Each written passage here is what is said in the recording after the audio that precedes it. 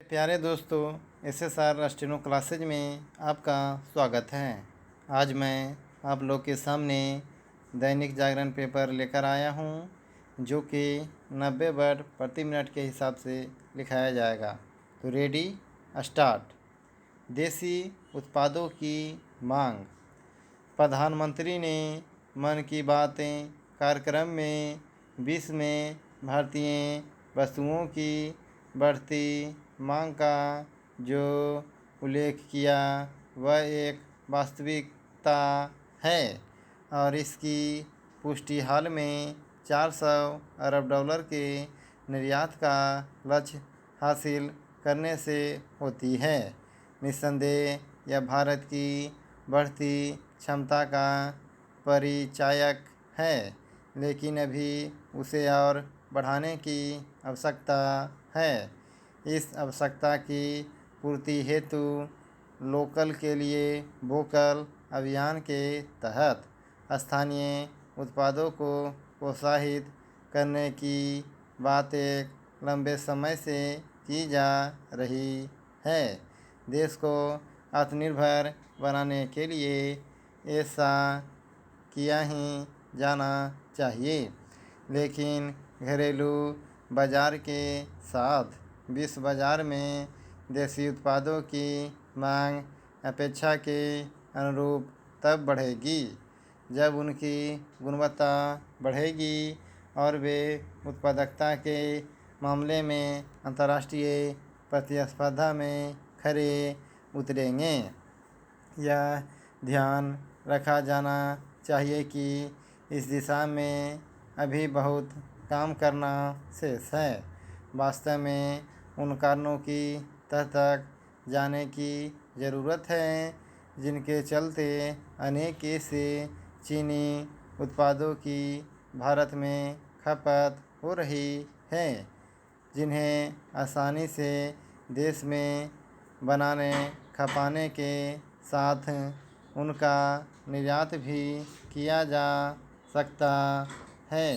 पर यह समय की मांग है कि हम भारत के लोग देसी उत्पादों की खरीद को प्राथमिकता दें, लेकिन इसके साथ ही यह भी तो देखा जाए कि हमारे उद्यमी अपने उत्पादों की गुणवत्ता का स्तर बढ़ाने में कैसे समर्थ हो। यह समर्थ तभी बढ़ सकती है जब देसी उत्पादों की गुणवत्ता विश्व स्तरीय बनाने के लिए सरकार के स्तर पर कोई प्रभावी अभियान छिड़े और उसके तहत शोध एवं अनुसंधान को प्राथमिकता दी जाए।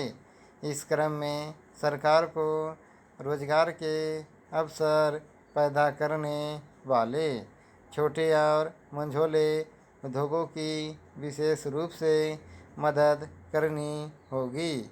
ऐसा करके ही एक जिला एक उत्पाद और मेक इन इंडिया जैसी योजनाओं को सफल बनाया जा सकता है।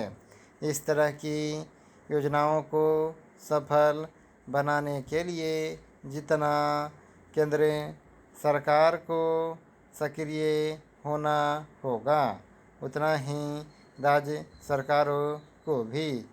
यह सही समय है कि राज्यों के स्तर पर ऐसे शोध एवं अनुसंधान केंद्र स्थापित हो जिनका एकमात्र उद्देश्य स्थानीय उत्पादों की गुणवत्ता बढ़ाना और उद्यमियों की समस्याओं का समाधान करना हो।